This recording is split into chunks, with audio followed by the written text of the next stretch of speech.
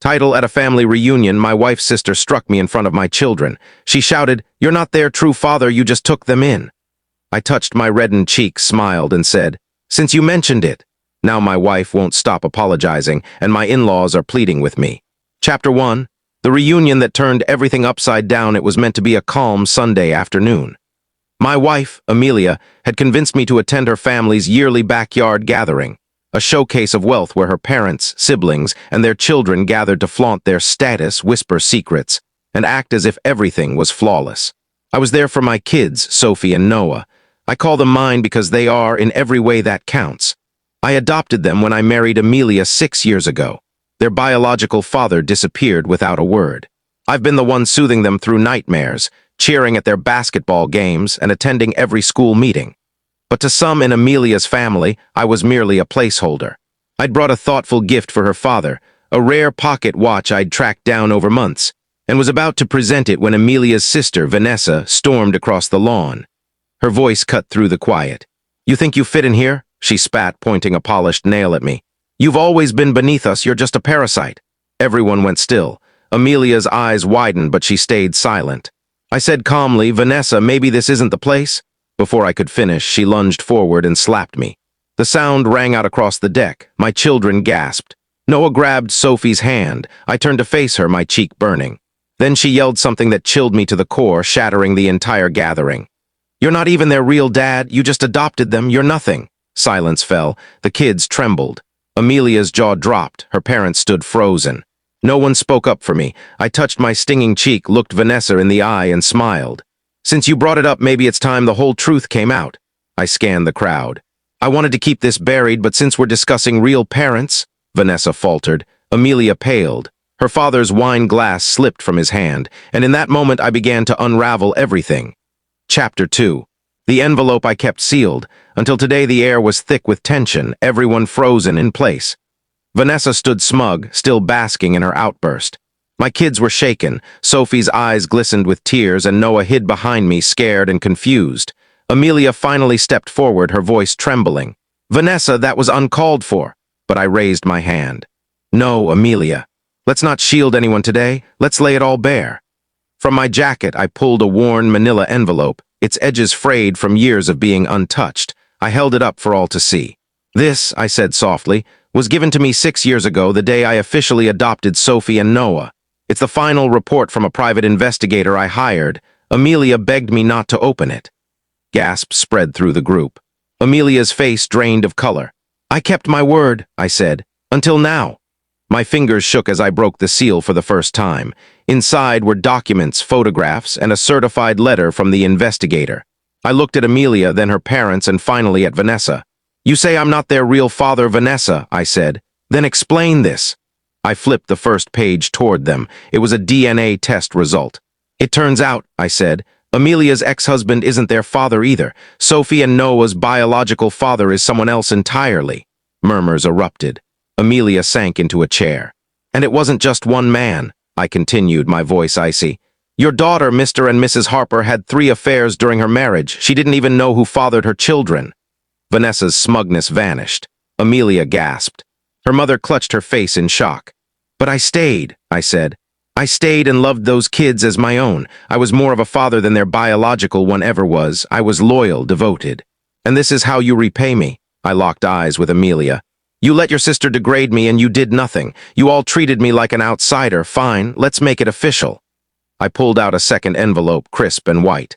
"These are annulment papers, signed, filed, done," Amelia sobbed. "No, wait, you can't." "I can," I said, "and I have."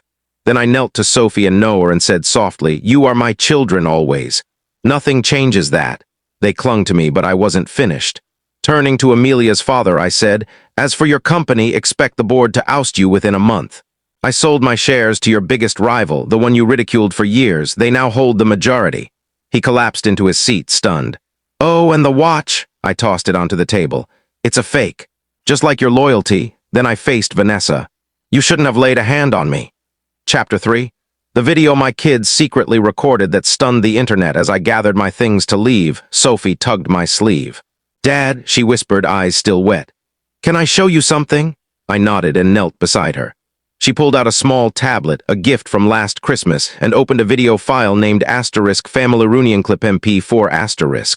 I started recording when Aunt Vanessa was being mean again, Sophie said quietly. I wanted proof in case no one believed me. I pressed play. What I saw wasn't just evidence, it was explosive. Vanessa and Amelia were in the kitchen, unaware Sophie was filming from the pantry. He's such a nobody, Vanessa sneered. Can you believe he thinks those kids are his? Pathetic. Amelia laughed. Well, he's not entirely wrong. He did adopt them, but we all know what happened back then. Let him keep playing daddy. I still say you should have taken child support and ditched him, Vanessa snapped. Instead, you're stuck with his dull principles. Gross. Then Vanessa said something that set my nerves ablaze. When Sophie's older, she'll learn the truth anyway. She's not his. Neither of them are. I paused the video. The room was silent. Sophie looked at me scared. Was I wrong to record it? I hugged her tightly. No, sweetheart, you were incredibly brave. I turned to the family, Amelia in tears, her parents stunned, Vanessa ghostly pale. Congratulations, I said, holding up the tablet. You've just given the world a front row seat to your true colors. I uploaded the clip to a secure folder and sent it to my lawyer with a note. Release this to the media if they try to challenge custody or accuse me of slander. But I didn't stop there. That evening, I posted the video on a private social media account, accessible only to family and close friends. The title, The Truth Behind That Family Reunion. Within an hour, the comments blew up. Old friends of Vanessa and Amelia sent apologies. Business contacts of Amelia's father began cutting ties.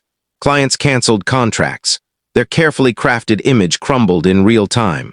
By morning, Vanessa's fiancé had ended their engagement. Amelia's job offer at her father's company was withdrawn, and her parents faced a board request for their retirement, all because a little girl wanted to protect her dad and pressed record. Chapter 4, I took my kids and left. Then the courts delivered a final strike asterisk in the weeks that followed. Our home, once filled with strain, became a haven. I filed for full custody of Sophie, Noah, and little Emma. I braced for a battle, expecting Amelia to drag it out, cry in court, or smear my name. But she didn't show up, not for mediation, not for hearings, not even for the court-ordered psychological evaluation.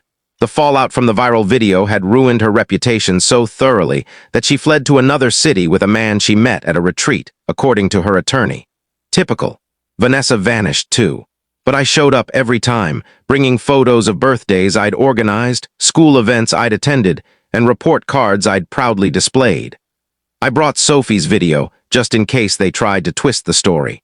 The judge reviewed everything in silence, then looked at me and the kids, Sophie brave but nervous, Noah calm but firm, Emma holding my hand tightly. His gavel hit like a thunderclap. Full permanent custody granted to the petitioner. All parental rights of the mother are terminated until the children, if ever, choose to see her again. The courtroom gasped. I exhaled.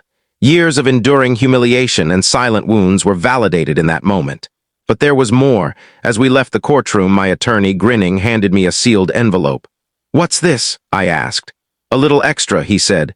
The DNA results. You said not to open them unless necessary. I paused. We didn't need them anymore, did we? Still, I opened the envelope. 3 names, 3 results. 1 line under each. Probability of paternity, 0.00%. I didn't falter. I just smiled. I already knew those kids weren't my blood, they were my heart. They were mine, always would be. And now they were free from lies, shame, and a family that didn't deserve them. Epilogue. 1 year later, a toast that echoed globally. A year had passed since that courtroom victory secured our freedom. A year since I stopped being the overlooked husband and became, fully, dad. The kids were flourishing. Sophie started therapy and joined the school's speech team, her confidence blooming. Noah dove into coding, winning his school's tech fair. Emma, my little shadow, still held my hand before bed, whispering, "You're my real daddy." We'd built something true, strong, joyful. Then came a surprise. The local school board invited us to a community awards dinner. Sophie had secretly nominated me for Parent of the Year. I learned this when they called my name. As I walked to the stage, heart racing, I saw hundreds of smiling faces. But one stood out in the back, arms crossed, jaw tight, eyes hollow. Amelia. She looked worn, her once pristine appearance faded.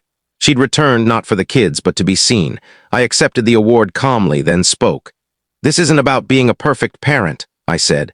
"It's about showing up every day, no matter the biology, no matter the blood, no matter who says you're not a real father. Because real fathers don't hit, abandon, or betray. They protect, they stay." I glanced at the back. Amelia was gone. Days later, a student posted a clip of my speech on TikTok. It went viral, reaching millions. Support flooded in. A national nonprofit asked me to lead a campaign for adoptive fathers. I agreed with one condition. The first billboard should read, "DNA creates parents, but love creates dads." They agreed. As for Vanessa, she tried contacting me once, only to find every number, email, and avenue blocked. My silence spoke louder than any strike. Today our home is filled with laughter, photos on the fridge, Emma's drawings, Noah's awards, and a plaque above the table that reads, "World's Best Dad," voted unanimously. Every Christmas, Sophie hands out gifts and saves mine for last. It's a small box with a note inside. "Thank you for choosing us when others wouldn't." Was this justice well-deserved? Share your thoughts in the comments below. If you believe this story resonates, pass it along to someone who needs its strength, and follow Lauren's stories for more gripping tales of betrayal and triumph. Here, every deception meets its reckoning, and every wound finds its shadow. Stay bold, stay true, and stay tuned.